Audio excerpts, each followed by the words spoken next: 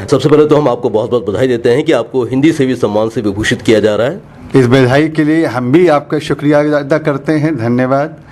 हम ये जानना चाहेंगे कि हिंदी को लेकर आज किस प्रकार का मानस बदला है लोगों का, और हिंदी ने आज किस प्रकार से ऊंचाइयों को छुआ है। हिंदी के प्रति लोगों की सोच बदली है, और जिसका सबसे बड़ा सबूत तो मैं हूँ कि मैंने पहला एमए हिंदी में किया और आकाशवाणी दूरदर्शन में कार्यक्रम निष्पादक हिंदी कैडर में मैं नियुक्त हुआ, और हिंदी में मैंने लिखा भी। ये तो मेरी अपनी व्यक्तिगत बात है जी। आम लोगों में भी हिंदी के प्रति बहुत कुछ बदला है, बहुत सोच बदली है, सकारात्मक सोच आई है। पहले अंग्रेज़ी को बहुत ज़्यादा गर्व की दृष्टि से देखा जाता था। लोग अंग्रेज़ी बोलना बड़ी फ़ख्र की बात करते थे। किसी हद तक समाज में अभी भी यह है, लेकिन उसके साथ साथ अब लोग हिंदी में लिखना, बोलना, हिंदी फिल्में देखना, हिंदी में बोर्ड लगना, हिंदी में टाइटल, हिंदी में किताबें छपना, इसमें काफ़ी बढ़ोतरी हुई है। हम ये भी जानना चाहेंगे कि आप उस संस्थान से आते हैं जिसने हिंदी को ऊंचाइयों पर ले जाने के लिए महत्वपूर्ण भूमिका निभाई है, तो आकाशवाणी में रहते हुए आपने हिंदी को और भी प्रोत्साहन देने के लिए और उसे और भी विस्तार देने के लिए कौन कौन सी योजनाओं पर काम किया है? जैसा कि मैंने पहले अर्ज़ किया था कि मैं खुद पैक्स हिंदी नियुक्त हुआ, तो जाहिर है कि हिंदी से लगाव तो मेरा रहा ही। तो न सिर्फ ये कि हिंदी कार्यक्रमों में हम सम्मिलित हुए, उन्हें प्रोड्यूस किया, उसकी जितनी विधाएं हैं उसमें हमने लिखा, यानी रूपक लिखा, नाटक लिखे, वार्ता लिखी, कहानी लिखी, बच्चों की कहानियाँ लिखी। हमने हिंदी नाटक स्टेज पर निर्देशित किया। इसके अलावा हिंदी से उर्दू सिखाने वाली हमने एक गाइड लिखी। जाहिर है कि दोनों भाषा पे हमें समग्र ज्ञान था, तभी हमने हिंदी से उर्दू सिखाने की उर्दू लर्निंग कोर्स किताब लिखी। इसके अलावा हिंदी पत्र पत्रिकाओं में भी हमारी गज़लें और कहानी वगैरह छपती रहती हैं।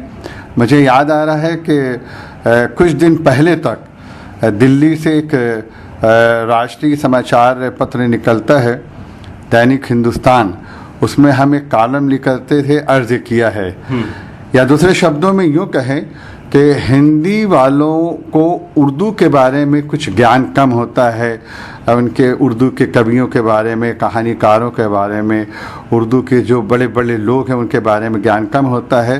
तो वो परिचय भी हमने कराया, यानी उर्दू व्यक्तित्व को हिंदी साहित्य और हिंदी भाषी लोगों में हमने उसको प्रचलित किया, उसको हमने जो है एक तरह से परिचय दिया। तो विभिन्न क्षेत्र हैं, विभिन्न तरीक़े हैं जिससे मैंने हिंदी को न सिर्फ ये कि अपनाया बल्कि हिंदी में काम किया और हिंदी को काफ़ी बढ़ावा देने में प्रयास किए मैंने। और चूँकि आप रेडियो से जुड़े हुए हैं, तो रेडियो के जो श्रोता हैं उनसे क्या कहना चाहते हैं कि हिंदी हम किस प्रकार से अपनी जो मातृभाषा है उसको अपने जीवन में स्थान दें और उसे आगे बढ़ाने के लिए कौन कौन से स्तरों पर काम करें? देखिए, हमारे श्रोताओं को सबसे पहले तो ये सोचना चाहिए कि इस देश की हिंदी जो है वह राष्ट्र संपर्क भाषा है। बहुत से राज्य हैं, हर राज्य में अलग अलग बोलियां हैं, कहीं तमिल, मलयालम, कन्नड़ है, तो कहीं गुजराती है, तो कहीं मराठी है।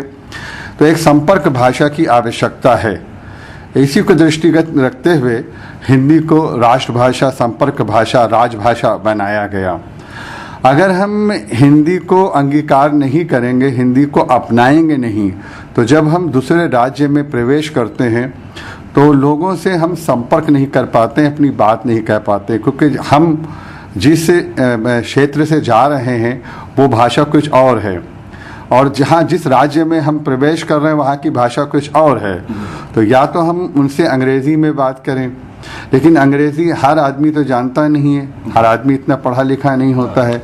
तो हिंदी एक ऐसी भाषा है भारत में कि जब हम हिंदी में किसी से बात करते हैं तो कुछ न कुछ समझ में आ जाती है, वो टूटे फूटे शब्दों में आपका मकसद समझ लेता है और जवाब देता है। और इसमें मैं यहाँ ये ज़रूर जिक्र करूँगा कि हिंदी के प्रोत्साहन में, हिंदी को फैलाने में, हिंदी की उन्नति में फ़िल्मों ने बहुत महत्वपूर्ण रोल अदा किया है। फिल्मी नगमों, फिल्मी गीतों ने बहुत रोल अदा किया है।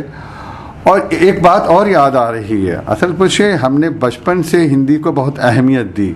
उसका कारण यह था कि मैंने बचपन में पढ़ा कि फ्रांस और जर्मन वाले अपनी भाषा को ही प्राथमिकता देते हैं बोलने में, अंग्रेज़ी को नहीं, जबकि ऐसा लगता है कि पूरी दुनिया अंग्रेज़ी से ही चल रही है, लेकिन वास्तविकता इसके बिल्कुल उल्टी है।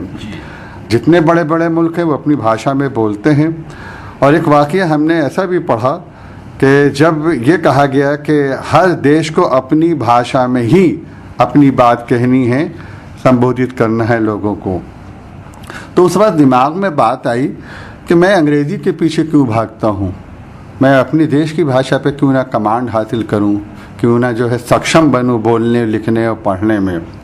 बस इस भाव ने मुझे हिंदी के प्रति बहुत ही लगाव पैदा किया और मैं हिंदी से भी बन गया। तो चलिए, हम उम्मीद करते हैं कि आने वाले समय में भी आपका जो हिंदी को सम्मान देने का जो क्रम है वो लगातार जारी रहेगा और आप नए नए क्षेत्र में नई नई उपलब्धियां अर्जित करते जाएंगे। हमसे जो आपने चर्चा की उसके लिए बहुत बहुत आभारी हैं आपके। बहुत बहुत धन्यवाद सर आपका। धन्यवाद, बहुत बहुत धन्यवाद।